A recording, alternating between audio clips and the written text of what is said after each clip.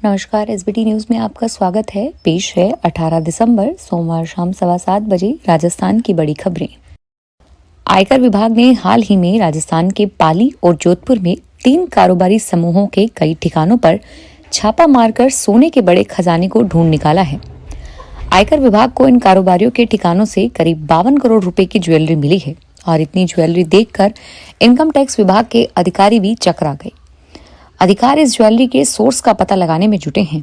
आयकर विभाग ने प्रेम केबल्स ग्रुप, पीजी फाइल्स और गूगल ग्रुप के ठिकानों पर छापेमारी कर सोने का खजाना निकाला है।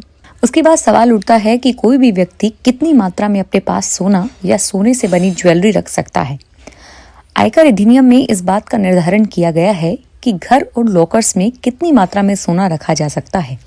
उसके अनुसार घर की एक शादीशुदा महिला 500 ग्राम सोने के आभूषण रख सकती है और वहीं घर की बिना शादीशुदा महिला के पास 250 ग्राम सोना रह सकता है। घर से पुरुष के पास 200 ग्राम सोना रखा जा सकता है और इससे ज्यादा सोना होने पर उसे आयकर रिटर्न में दर्शाना अनिवार्य है। विकसित भारत संकल्प यात्रा का शुभारंभ आज जयपुर से हुआ। मुख्यमंत्री भजनलाल शर्मा सांगानेर स्टेडियम से अभियान की शुरुआत की। अभियान के तहत केंद्र सरकार की योजनाओं के शिविर लगाए जाएंगे, जहां लाभार्थियों को रजिस्ट्रेशन करके उनकी योजनाओं का लाभ दिया जाएगा। जयपुर में अभियान की शुरुआत के बाद मंगलवार को कोटा, उदयपुर, भरतपुर, जोधपुर, अजमेर, अलवर, बीकानेर, भीलवाड़ा जिलों में भी नगर निगम और नगर परिषद क्षेत्रों में विकसित भारत संकल्प यात्रा अभियान की शुरुआत होगी।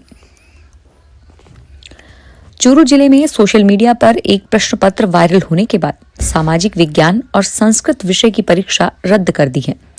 सामाजिक विज्ञान की परीक्षा आज दोपहर 2 बजे होनी थी और संस्कृत विषय का पेपर 20 दिसंबर को दोपहर 2 बजे होना था।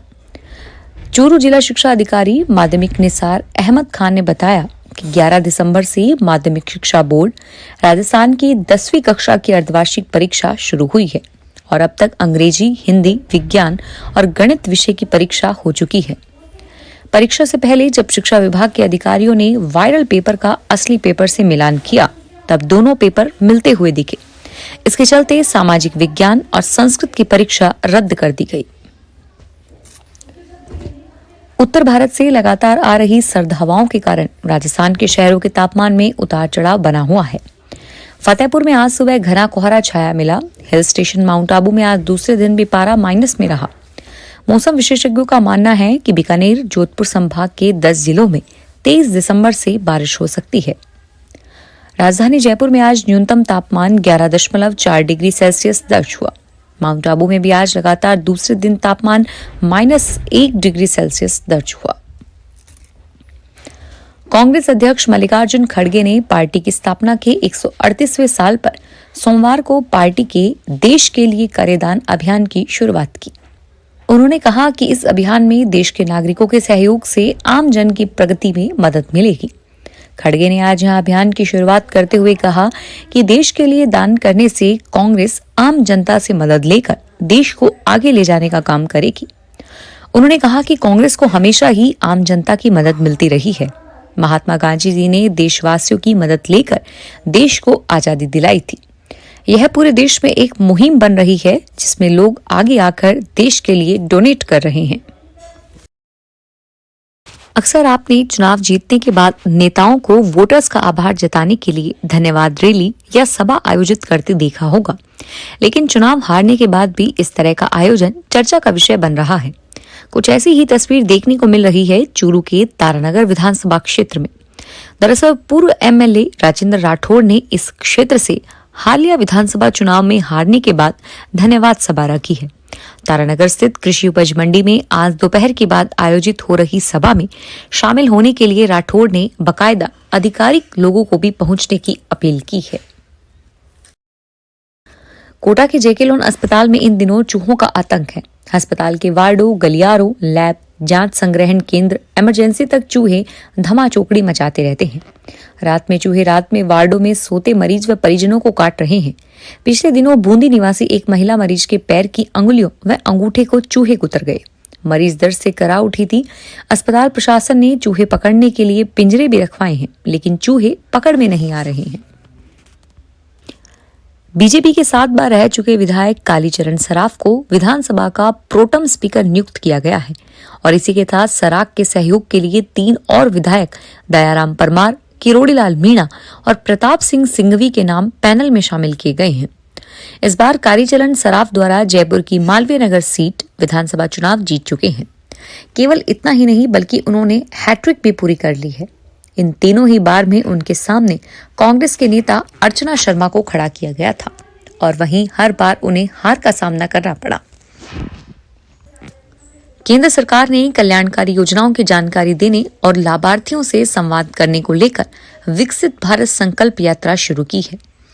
इसके तहत पूरे राजस्थान में रथ के माध्यम से लोगों को केंद्र सरकार की योजनाओं के बारे में बताया जा रहा है, जिसे लेकर सवाई माधोपुर जिले की चौथ का बरवाड़ा पंचायत समिति में सोमवार को कैंप का आयोजन होना था, लेकिन वैन उपलब्ध नहीं होने के कारण इसे निरस्त कर दिया गया। इसके चलते प्रशासनिक तैयारियां धरी की धरी रह गई। राजस्थान सफाई मजदूर कांग्रेस की ओर से सोमवार को सैकड़ों सफाई कर्मी पैदल रैली रूप में पाली कलेक्ट्रेट और संभागीय आयुक्त के ऑफिस पहुंचे, जहां उन्होंने अपनी मांगों को लेकर संभागीय आयुक्त वंदना सिंघवी और जिला कलेक्टर नमित मेहता को ज्ञापन सौंपा। उन्होंने कहा कि वर्ष 2018 भर्ती में 161 सफाई कर्मचारी नगर परिषद पाली में लगे हुए हैं। उनमें से अधिकतर कर्मचारी सफाई का कार्य नहीं कर रहे हैं और उन्हें अन्य कार्यालयों में लगा रखा है। इसका असर यह हो रहा है कि वाल्मीकि समाज के सफाई कर्मियों पर अतिरिक्त भार पड़ रहा है। राजस्थान में प्रशासनिक सुधार विभाग की ओर से राज्य स्तरीय व जिला स्तरीय समिति, आयोग, निगम और बोर्डों के मनोनीत अध्यक्ष, उपाध्यक्ष और सदस्य की नियुक्ति को रद्द किए जाने के बाद राजस्थान कर्मचारी चयन बोर्ड के अध्यक्ष पद को लेकर असमंजस की स्थिति बन गई है।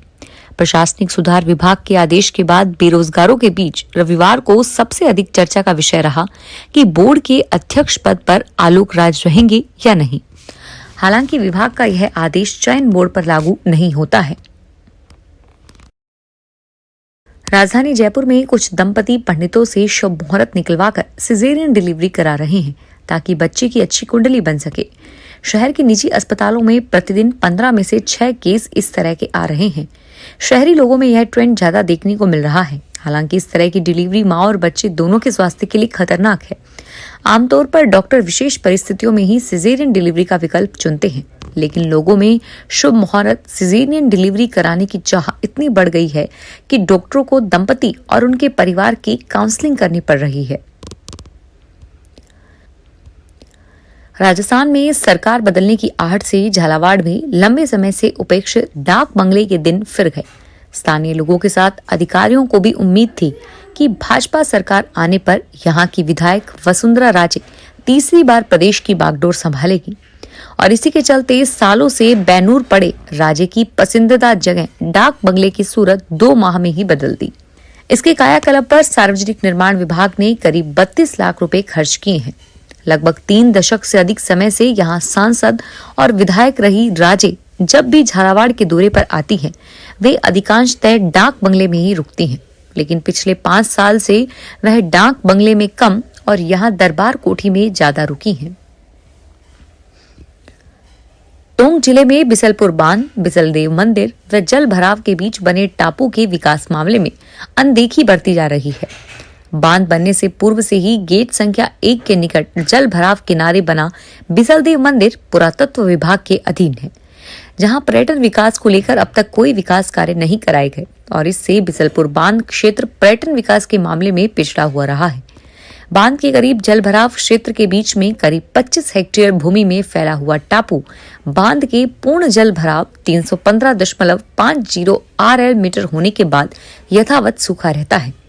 यहाँ पर प्रशासन की अनदेखी के चलते किसान अस्थायी झुग्गी झोपड़ियां बनाकर खेती का कार्य करते हैं।